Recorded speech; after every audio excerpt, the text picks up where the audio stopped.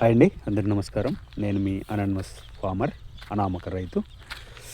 ఈరోజు వీడియో ఏంటంటే, కింద ఉన్నాయి చూడండి కాయలు, అవన్నీ వేస్ట్ అయిపోయాయండి. యాక్చువల్గా ఏంటంటే, నేను మందు కొట్టగానే వర్షం వచ్చిందండి. వర్షం వచ్చి అది యాక్చువల్గా మందు ఏంటంటే గజ్జి మందు అంటారు. ఆ మందు కొట్టగానే ఒక 2 days అన్న గ్యాప్ ఇవ్వాలండి. వర్షం పడితే అది ఎఫెక్ట్ అంతా ఉండదు, పనిచేయదన్నమాట. సో దీంట్లో ఇక్కడ వరకు కొంచెం గజ్జికాయలు అనేవి ఎక్కువ ఉన్నాయి. ఈ గజ్జికాయలు కూడా అంతగా వెళ్ళకపోయినప్పుడు కూడా నాకు కూళ్ళు నాకు వెళ్ళదీసేవండి.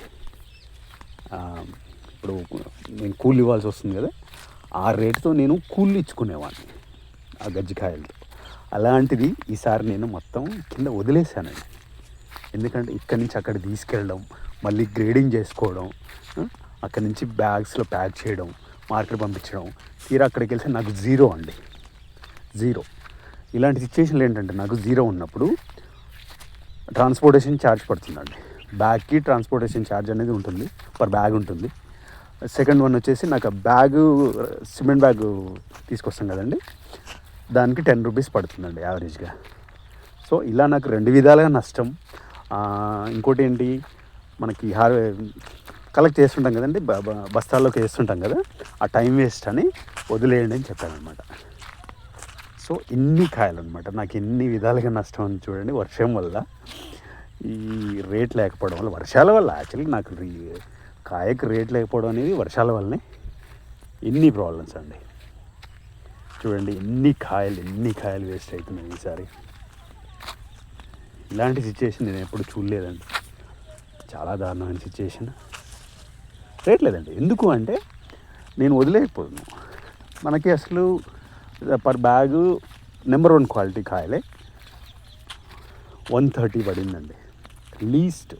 నేను తోట వేసిన దగ్గర నుంచి లీస్ట్ 130 పడింది. ఈ బ్యాగ్కు 0 అనమాట. అసలు మెన్షన్ కూడా చేయలేదు, నాకు కన్సిడర్ చేయలేదు. రేట్లో నాకు మెన్షన్ చేయలేదు, కన్సిడర్ చేయలేదు, ఆ బ్యాగ్స్ని కన్సిడర్ చేయలేదు. అలాంటప్పుడు ఇక ఏరడం వేస్ట్ కదండి, కలెక్ట్ చేసుకోవడం వేస్ట్. అది నాకు time consuming process, time waste అవుతుంది అనేసి వద్దని చెప్పాను అనమాట. సో ఇంత దారుణమైన సిచ్యువేషన్ అయిపోయింది. నెంబర్ 1 క్వాలిటీ అండి. ఈ టైంలో 600, 800 మంచి. ఒక్కోసారి సర్ప్రైజింగ్ ఎలా ఉంటుందంటే, ఉందండి పోయినసారి మంచి రేట్ ఉంది. 2000 మ్యాక్సిమం 3000 దగ్గర కూడా వెళ్ళిపోయింది. అంటే ఎవరో ఒకరు ఏమన్నారు, 1-2 బ్యాగ్స్కి. అంత పెద్ద కన్సిడర్ చేయాల్సిన అవసరం లేదు. కాకుంటే మరీ దారుణం అండి. ఎక్కడి 2000, ఎక్కడి 1500, ఎక్కడ 130 అండి. ఇప్పుడు 3 వస్తారండి. ఇప్పుడు ఒక కూలీ మనిషి 3 bags కలెక్ట్ చేస్తుంది అనుకోండి, 390 వస్తుంది. దాంట్లో 10% కమిషన్ తీసేయండి.